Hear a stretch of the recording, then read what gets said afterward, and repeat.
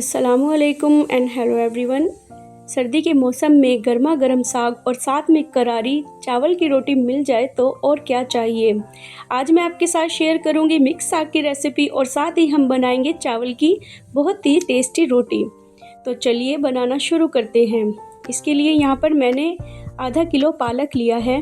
पालक के मोटे डंठल हमने साफ़ कर लिए हैं और पालक को अच्छी तरह से धो लिया है। जितनी क्वांटिटी में हम पालक लेंगे उससे आधी क्वांटिटी में यहाँ पर मैंने सरसों ली है। सरसों के भी मोटे डंठल हमने अलग कर लिए हैं और 2 से 3 बार साफ पानी से धो लेंगे। यहाँ पर हम मिक्स साग बना रहे हैं तो इसलिए यहाँ पर मैंने 4 तरह के साग और लिए हैं। एक मुट्ठी के बराबर मेथी लेंगे। मेथी की क्वांटिटी कम ही रखेंगे, ज़्यादा होने से साग में कड़वापन आ जाएगा। 150 ग्राम चने का साग लिया है और इतनी ही क्वांटिटी में बथुआ लिया है। 100 से 150 ग्राम सोया लेंगे। सोए से साग में खुशबू बहुत अच्छी आती है। यहाँ पर हमें मेथी की क्वांटिटी ज़्यादा नहीं करनी है, बाकी सभी साग की क्वांटिटी ऊपर नीचे कर सकते हैं। इसके बाद हम साग को अच्छी तरह से धो लेंगे। यहाँ पर मैंने खुले पानी में बथुए को अच्छी तरह से वॉश किया है 2-3 बार। इसी तरह से सारे साग को हमने अच्छी तरह से वॉश कर लिया है। सबसे पहले हम सरसों को प्रेशर कुकर में मोटा मोटा काट कर ऐड कर देंगे। 1 कप हम इसमें पानी ऐड करेंगे और इसको कवर करके मीडियम टू लो फ्लेम पर पकाएंगे जब तक कि सरसों अच्छी तरह से उबल ना जाए।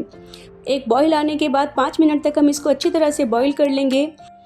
सरसों यहाँ पर बॉईल हो गई है तो हम एक छलनी में सरसों को छान लेंगे और इसका पानी अलग कर लेंगे। जिस तरह से सरसों के तेल में एक तीखी सी स्मेल होती है उसी तरह से सरसों में भी वही स्मेल होती है, तो हम पानी को अलग कर लेंगे ताकि साग का स्वाद बहुत अच्छा आए। इस सरसों को हम दोबारा से प्रेशर कुकर में ऐड करेंगे और पालक को भी हम मोटा मोटा काट कर ऐड कर देंगे। यहाँ पर हमें इस बात का ध्यान रखना है, सिर्फ चने के साग को हमें बिल्कुल बारीक काटना है और बाकी सभी साग को रफली चॉप करके प्रेशर कुकर में ऐड करेंगे। साथ ही यहाँ पर मैंने 10 से 12 कलियां लहसुन की लिए हैं, 1.5 इंच का टुकड़ा अदरक का लिया है, 1 प्याज लिया है और 10 से 12 हरी मिर्च लेंगे। ये तीखी हरी मिर्च है। तो इन्हीं सभी मसालों को हम रफली चॉप करके प्रेशर कुकर में ऐड करेंगे। साथ ही 1 चम्मच नमक ऐड करेंगे और 1 ग्लास पानी ऐड करेंगे। प्रेशर कुकर का लिड लगाएंगे और 1 विसल आने के बाद 8 से 10 मिनट तक लो फ्लेम पर पकाएंगे ताकि साग अच्छी तरह से गल जाए। जब प्रेशर रिलीज हो जाएगा तो लिड ओपन करेंगे, अच्छी तरह से साग को मिक्स करेंगे। अब हमें साग को पीसना है। यहाँ पर मैं साग को ब्लेंडर से पीस रही हूँ। आप चाहे तो लकड़ी के मथने से भी पीस सकते हैं, जिस तरह से ट्रेडिशनल वे में पीसा जाता है। यहाँ पर साग को हम दरदरा ही रखेंगे, ज़्यादा बारीक नहीं पीसेंगे। दरदरा रखने से साग का स्वाद बहुत अच्छा आता है। साथ ही यहाँ पर हम 2 से 3 चम्मच चावल का आटा लेंगे और इसका एक पतला सा घोल बना लेंगे। इसमें कोई भी लम्स नहीं होने चाहिए। इसे हम धीरे धीरे साग में मिलाते जाएंगे और अच्छी तरह से मिक्स करते जाएंगे ताकि इसमें कोई गुठली ना बने। मीडियम टू लो फ्लेम पर हम साग को ढककर पका लेंगे 10 से 12 मिनट के लिए, ताकि साग का कच्चापन बिल्कुल दूर हो जाए और हमारा साग बहुत ही टेस्टी बनकर तैयार होगा। जब तक साग पक रहा है हम यहाँ पर चावल की रोटी बनाने के लिए आटा लगा लेंगे। तो यहाँ पर हम चावल के आटे में ½ टीस्पून नमक ऐड करेंगे और अच्छी तरह से मिक्स कर लेंगे। आटा गूंदने के लिए हमें गुनगुने पानी का इस्तेमाल करना है। थोड़ा थोड़ा पानी ऐड करेंगे और अच्छी तरह से आटे को मिक्स करते जाएंगे। चावल के आटे को गूंदने के लिए इसे हथेलियों से मसलना होता है। 4-5 मिनट तक अच्छी तरह से आटे को मसलते हुए एक सेमी सॉफ्ट डो हम बना लेंगे। ना ज़्यादा सख्त होना चाहिए और ना ही नरम होना चाहिए। आटे को हम कुछ देर के लिए रेस्ट के लिए रख देंगे। तब तक हम यहाँ पर साग को चेक कर लेंगे। साग को पकते हुए अभी 5 से 7 मिनट ही हुए हैं और बहुत ही अच्छी खुशबू आ रही है। साग की कंसिस्टेंसी भी बिल्कुल परफेक्ट बनी है। यहाँ पर मैंने आलन में चावल के आटे का इस्तेमाल किया है। आप चाहे तो मक्की के आटे का भी इस्तेमाल कर सकते हैं। अगर इस पॉइंट पे आपको मिर्च कम लगे या नमक कम लगे तो आप ऐड कर सकते हैं। हरी मिर्च को पीसकर आप साग में ऐड कर सकते हैं। साग को अभी हम 4 से 5 मिनट और पका लेंगे। अब हम तड़का तैयार करेंगे। एक पैन में सरसों के तेल को अच्छी तरह से गर्म कर लेंगे। 2 से 3 लाल मिर्च ऐड करेंगे और साथ ही 1 प्याज को बारीक काटकर ऑयल में ऐड करेंगे।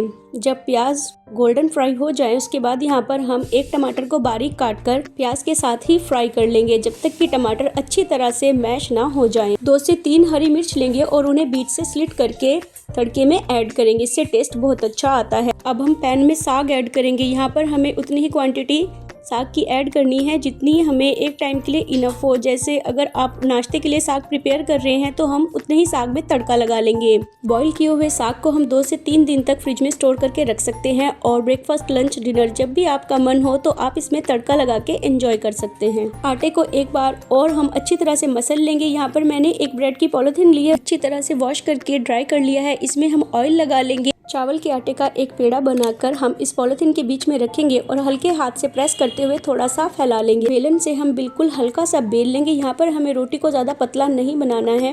देखिए इस तरह से रोटी हमारी बनकर बिल्कुल तैयार है। तवे को हम पहले से ही अच्छा गर्म कर लेंगे। यहाँ पर हमें गरम तवे पर रोटी को डाल देना है और 1 से 2 मिनट तक सिकने देना है। इसके बाद हम रोटी की साइड चेंज करेंगे और दूसरी तरफ से भी अच्छी तरह से सेक लेंगे। आप रोटी को तवे पर भी सेक सकते हैं और मीडियम टू लो फ्लेम पर भी इस तरह से रोटी को सभी तरफ से करारा होने तक सेक सकते हैं। तो यहाँ पर हमारी रोटी बनकर बिल्कुल तैयार है। जो बिगनर हैं वो इस तरह से पॉलिथीन का इस्तेमाल करके रोटी को बना सकते हैं। मैं यहाँ पर हाथ से रोटी बना रही हूँ। हल्के हाथ से हथेलियों से दबाते हुए हमें रोटी को बना लेना है। यहाँ पे हमें रोटी का साइज़ ज़्यादा बड़ा नहीं रखना है और रोटी को पतला भी नहीं बनाना है। देखिए कितनी परफेक्ट रोटी हमारी बनकर तैयार हुई है। रोटी को हमें अच्छे गरम तवे पर ही सेकना है। एक साइड से रोटी जब हमारी सिक जाए तो दूसरी साइड से भी हम इसी तरह से सेक लेंगे और गर्मा गर्म रोटी पर घी या बटर लगाकर सर्व करेंगे। यहाँ पर हमने सभी रोटियों को बनाकर तैयार कर लिया है। बहुत ही करारी और टेस्टी रोटियाँ बनकर रेडी हो गई हैं। इसको हम गर्मा गर्म साग के साथ सर्व करेंगे। सर्दी के मौसम में साग और चावल की रोटी का कॉम्बिनेशन बहुत ही अच्छा लगता है। यहाँ पर हम साग में घी ऐड करेंगे, आप बटर भी ऐड कर सकते हैं। जब आप इस रेसिपी को सर्व करेंगे तो खाने वाले अपने हाथ नहीं रोक पाएंगे।